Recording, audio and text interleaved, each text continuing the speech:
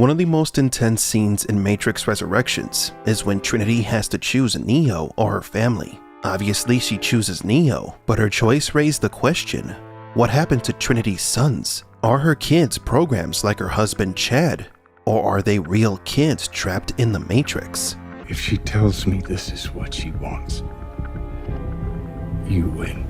Really? But if she wants me, then you'll let us go free. Okay. I like tests. We'll let Tiff decide. Today we're going to talk about the fate of Trinity's family. Welcome to Matrix Explained.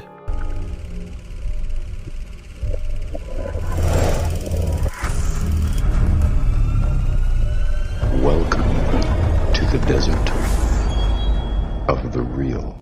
We meet Trinity's kids at the coffee shop Simulate. Jude introduces his friend Thomas, Neo, to Tiffany, Trinity, and her kids are meddling in their conversation.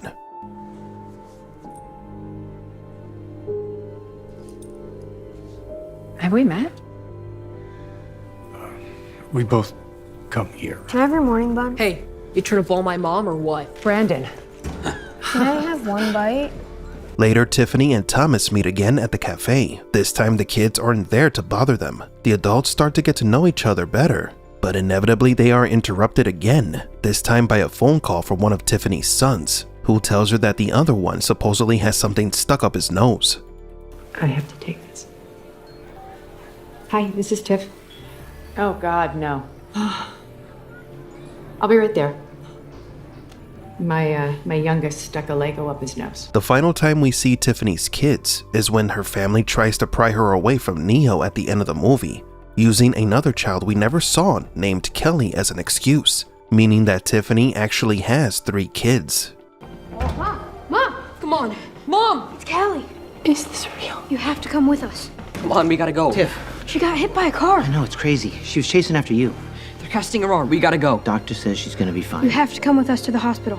So what was the purpose of the children? Mainly to keep Tiffany in check. Trinity said that she did not know if having a family was because she wanted one, or if it was a pre-established role that she had to fulfill. The children were a method of controlling Trinity's mind, but were they humans controlled by the Matrix, or were they programs? The fact that Trinity's kids constantly tried to keep her away from Neo could be a sign that they were programs. The analyst did say that he used programs to manipulate and control Neo and Trinity, but there are also clues indicating that her sons might be human. The fact that Jude, Neo's supposed friend, is a program does not contradict the possibility that the children are human. Jude was the one to break the ice for Thomas and Tiffany to talk to each other. This is because when Neo and Trinity are together, something bad happens. It was never just you. Alone, neither of you is of any particular value. Like acids and bases, you're dangerous when mixed together. Every sim where you two bonded, let's just say bad things happened. The analyst found a way to generate power from them without damaging the system, getting them close, but not too close. What fuels the Matrix is Neo and Trinity's desire to be together. Keeping tensions high produces a lot of energy. The existence of programs like Jude, who encouraged Neo to talk to Trinity, serves the same purpose as Trinity's family, to move them closer together, to then pull them apart. Trinity and Neo live out their days suffering because they are not together, and that suffering becomes the energy that fuels the system itself. So are Trinity's kids Matrix programs? Going back to the climax of the movie, when Trinity talks to the analyst, one of the reasons she breaks his face is because he used children to manipulate her. This could be confirmation that the kids were real. She did not say that he used programs disguised as children.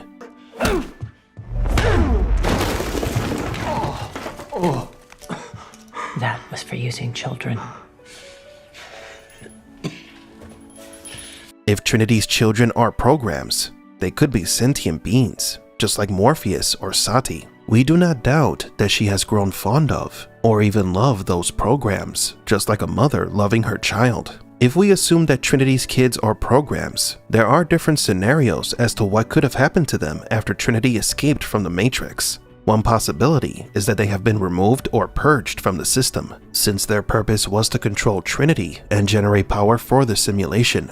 In this case, The children would simply cease to exist once they are no longer needed. There is also the possibility that Trinity's kids are still alive in the Matrix, waiting for their mother to return home. If Matrix programs can develop human-like emotions and connections, they might be hoping to be reunited with their mother, because just like humans, programs can love too. Since the technology already exists that allows programs to interact with the real world, who's to say that Trinity won't try to rescue and free her children from the simulation? I just have never heard a program speak of love. It is a human emotion. No, it is a word. What matters is the connection the word implies.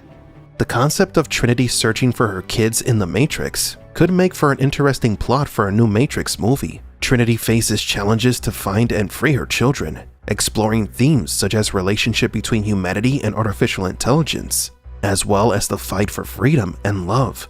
Furthermore, if Trinity's children are programs with emotional and thinking capabilities, it could raise ethical and moral questions about their status and rights. Should they consider themselves sentient beings and have the right to choose to live outside the simulation? Is pretending to have emotions the same as having them? In the past months, we have seen language models such as ChatGPT simulating emotions, which has opened up the issue of computers imitating human behavior. If artificial intelligence is capable of understanding emotions, they might be able to feel them. These are themes that could be touched on in new Matrix stories. Unfortunately, the franchise is back on the shelf. There won't be any new productions for a time, maybe never again. Yet that doesn't negate that a movie centered on Trinity's and Neo's trials and tribulations during their search for her sons wouldn't be an interesting idea. But do you agree? What do you think happened to Trinity's children after she escaped? Were they deleted?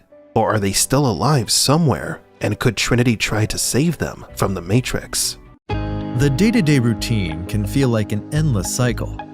Waking up can feel almost impossible, but not for us at Simulate. We have the best variety of coffee and hot beverages to help you wake up to a new life. Stop by our establishment, where you'll also find a great selection of literature to go with your coffee. And who knows, you might even come across a familiar face. Have we met? Simulate, the best cafe in Mega City, because there is only one way, and that is Simulate.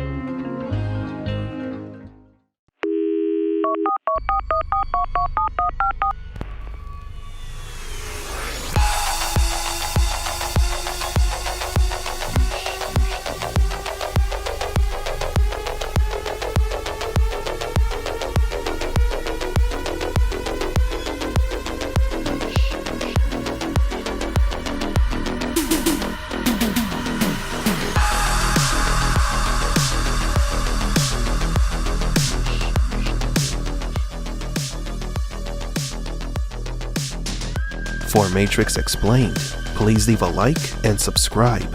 And thank you for visiting the Desert of the Real.